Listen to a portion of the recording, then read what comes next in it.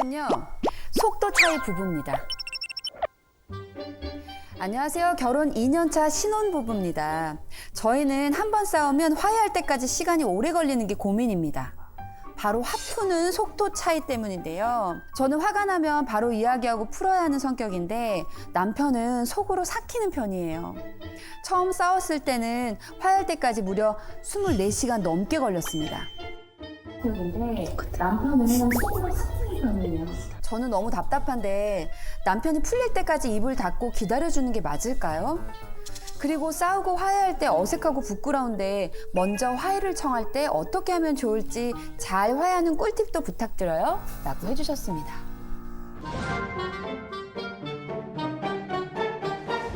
어디 계시죠? 이분들 익명 네, 속도 차이 신혼부부.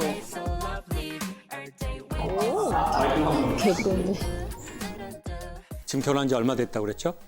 2년 됐습니다. 네. 24시간까지 얘기를 안 해봤다라는 말씀에 저는 많이 놀랐고요.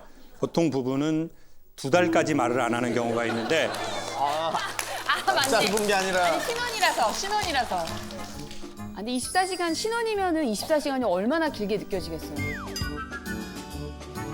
여기에서 이 이야기를 꼭 소개하고 싶은 게 이게 집동물 같은 사람인지 야생동물 같은 사람인지를 알고 결혼하시라고 추천하고 싶어요.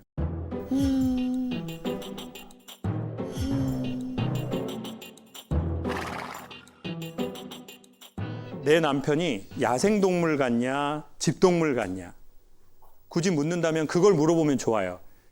자기는 부모님이나 주변 어른들에게나 누군가에게 좀 칭찬과 인정은 받은 적이 있어? 어때? 힘들다고 할 때 위로를 좀 받은 적은 있어?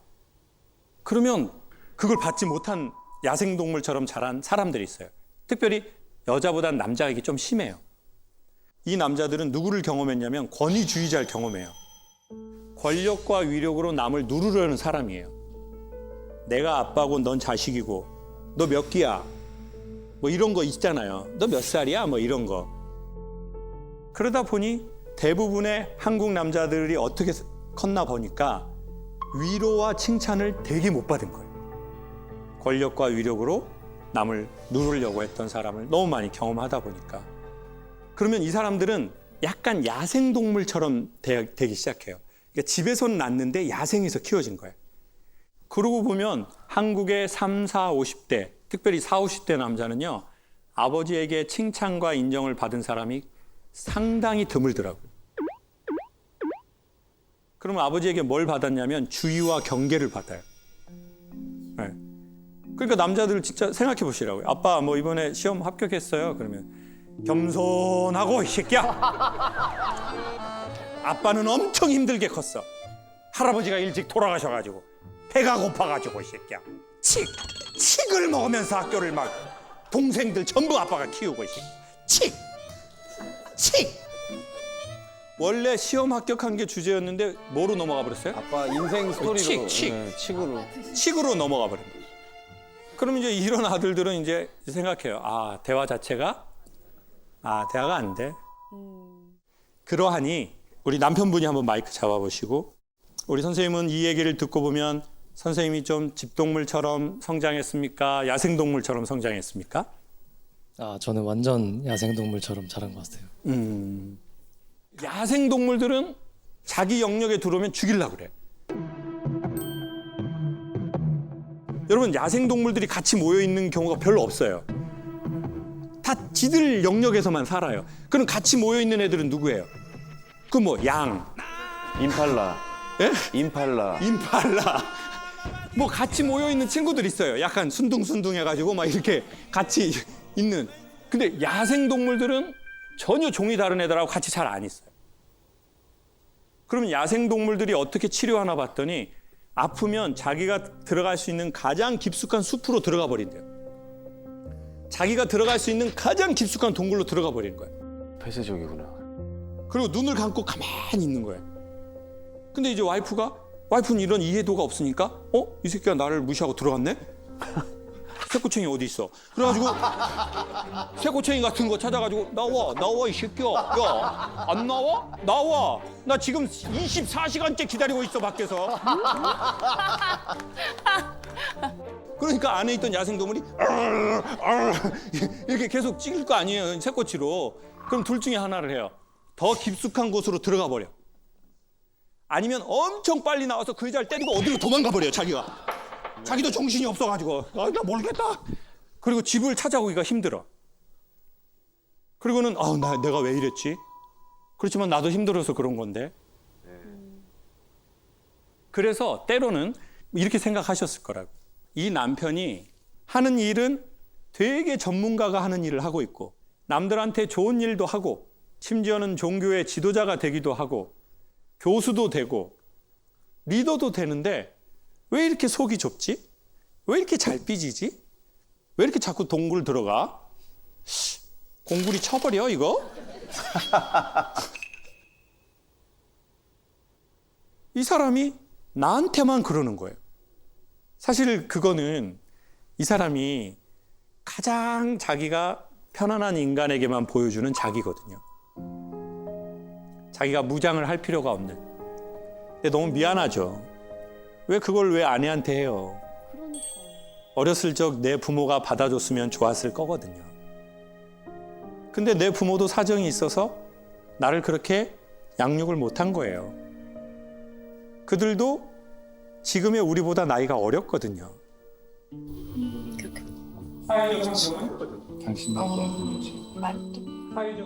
근데 이때 만약에 남편이든 아내가 이 사실을 인지하고 마음에 힘이 있어서 내가 그러면 좀 받아준다, 내 남편이.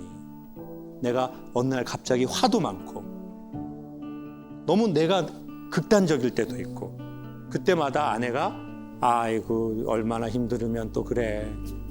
아이고 일로 와. 그러면 그 사랑 앞에 그 야생동물이 녹는 거죠. 그게 어떻게 보면 집동물이 귀여움을 부리는 것보다 때로는 더 말할 수 없는 감동적인 일이죠.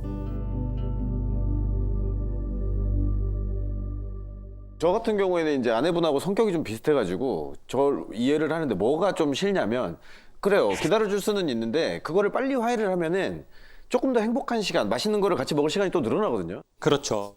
그 시간을 조금 단축시켜보고 싶은데 그런 방법도 그러니까 좀 있을까요? 그걸 제가 생각하기엔 내가 밖에서 기다려준다라고 생각할 때 안에 있는 사람 입장에선 그 시간이 좀 더 빨리 나오는 것 같아요.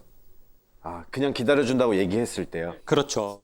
오빠 좀 시간이 필요한 것 같으니까 오빠 좀 그런 시간 가져. 또 오빠 그러면 또 나 좀 뭐 이거 하고 있을 테니까 너무나 신경 쓰지 말고. 그럼 그 남자, 그 여자 그 말을 듣고 제일 먼저 두 가지의 생각이 들어요. 첫 번째 미안하다, 두 번째 고맙다예요. 그리고 내가 이러면 안 되겠다. 나도 여기서 나가야지. 그래도 아내한테 좀 남편분은 미안한 게 있으세요? 네, 많이 미안하고요. 제 와이프가 항상 요구하는 게 이제 싸우면 먼저 이제 말을 좀 걸어달라. 왜냐면은 제가 동굴에 숨어 있는 동안 본인은 이제 그게 1년 같은 시간처럼 느껴진다는 거죠. 너무 힘들지, 맞아. 근데 그거를 이제 아직도 알고 있는데도 막상 저도 그 현실로 닥치면 행동으로 잘 안 나가요. 그거는 자존심인 것 같아요? 어색함인 것 같아요? 아니면 이럴 수도 있잖아요. 당신이 나를 좀 찾아와 줘. 저는 그렇게 말을 하고 있는데 근데 제 와이프도 그건 힘드니까 제가 먼저 가야 된다고 생각을 하고 있어요.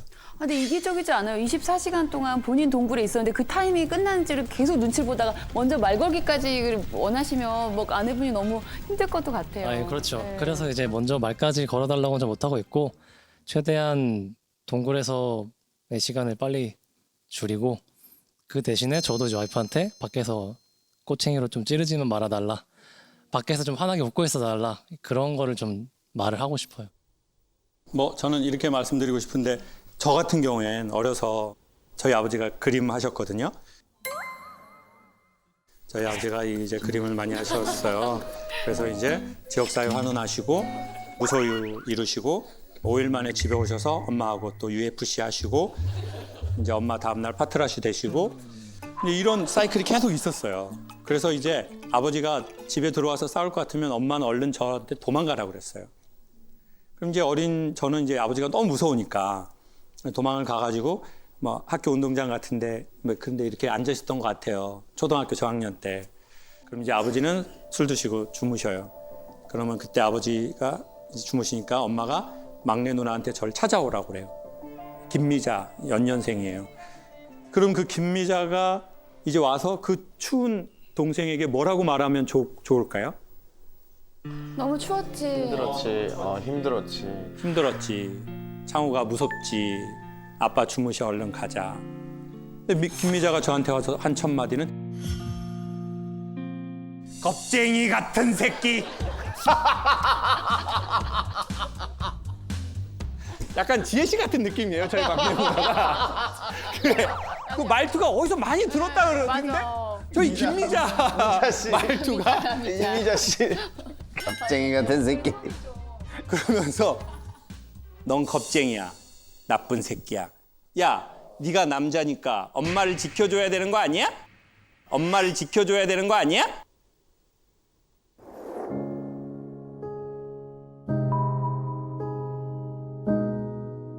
지금 생각해보면 내가 들어도 누나 말이 다 맞잖아요. 맞는 말이니까 더 무기력해지는 거예요.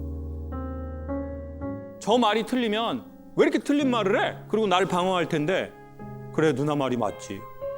나 겁쟁이지. 어떡해. 이렇게 돼버린 거예요. 시간이 지나면서 총각 때 연애를 하잖아요. 그럼 내가 싸울 수 있잖아요. 그러면 그 사람이 계속 나한테 먼저 찾아와 주기를 기다리는 거예요. 마음이 없지도 않아. 근데 날 좀 찾아와 줘. 자, 그런데 이게 또 잘못 가면 더 못돼져요. 그럼 이 사람이 찾아오잖아요. 그러면 더 상처를 주면서 더 들어가요. 그러면서 더 깊이 와. 더 깊이 와. 그리고 날 사랑한다고 말해줘. 빨리. 무서워. 내가 이렇게 못되게 구는데도 당신 나 사랑할 수 있어? 난 그 사랑을 원해. 아이, 너는 잘못된 사람. 사실은 관로 치고 이거예요. 내가 내 부모에게 받지 못했던 걸 난 받고 싶어. 우리가 알아야 돼, 일단. 그걸 당한 사람이에요. 아, 내가 그래서 그랬구나. 그래서 어쩌면 우리를 정말 제일 먼저 찾아와 줘야 될 그 사람은 누구냐면 이젠 어른이 된 우리예요. 그때 내 아이에게로 가서 야, 너 잘한 거야. 너무 훌륭해. 이만만 해도 괜찮아. 김미자 말 믿지 마. 맞는 말이지. 맞아. 겁쟁이 아니야. 겁쟁이 아니야. 그래서 저는 이 얘기를 들을 때 선생님도 다른 분들도 혹시 우리 마음 안에 그 아이들이 있다면 자꾸 그 아이를 찾아와서 나를 사랑해줘라고 내 아내나 내 남편에게 말하는 건 쉽지 않은 일이라는 거죠. 왜? 그들은 원인도 모르고 지금 현재 나의 삶에서 그들은 오히려 나 때문에 뭔가 힘든 게 있는데 그들에게 내 과거로 찾아와서 그 아이를 터치해주라? 쉽진 않죠. 오늘 선생님이 딱 한마디만 하고 싶은 말 하고 살려면 무슨 말 좀 큰 소리로 하고 싶어요? 과거의 나의 결핍은 제가 책임지겠습니다. 제 아내한테 전가시키지 않겠습니다. 라는 말을 하고 싶습니다.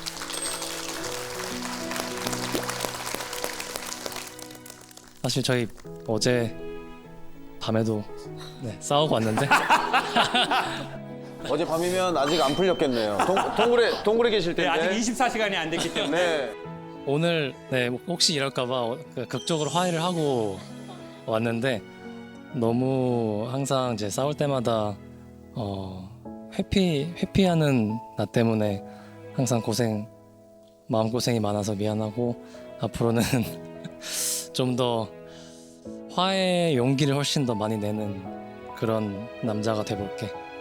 사랑해.